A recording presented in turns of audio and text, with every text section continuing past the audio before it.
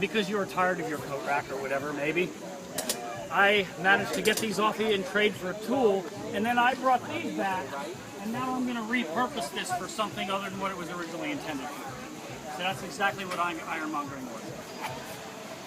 Your first example of recycling.